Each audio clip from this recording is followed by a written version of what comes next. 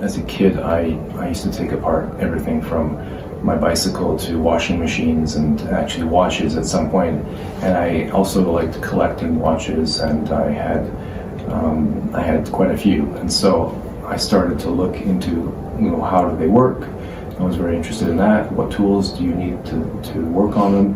What knowledge do you need? And I was just fascinated by how much knowledge there is and how much goes on inside of a watch. So at some point I realized, as an industrial designer, why wouldn't I make a watch?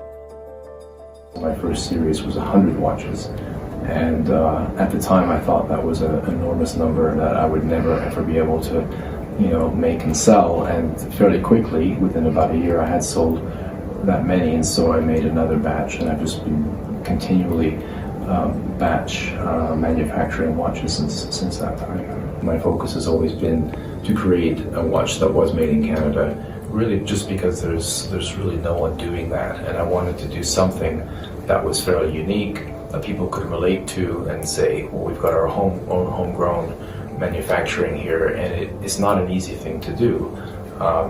It took quite a lot of research and quite a lot of working with potential suppliers in Alberta, and it was a source of pride to be able to find people. And to me, most of what I do is because I enjoy doing it so much, and so the education and the learning and the working with the machinists was really, to me, very enjoyable, and I learned a lot.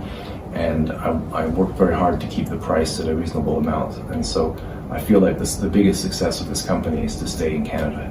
Because of the tariffs and because of the desire to remain as Canadian as possible, and also as a show of solidarity with other Canadians and manufacturers, it's difficult. It's a difficult choice, but I've had to make the choice not to buy any more American product in the watches, and so if I can't source it in Canada, and I hope that I can, I'm looking, I will find another source from another partner. So yeah, and it's unfortunate. I hope that when this tariff thing is resolved, I can go back to either using Horween again as an American supplier. I would be very happy to, but potentially this will create a market for leather, and the best thing I could hope for is that we have actually a supplier who's just as good in Canada.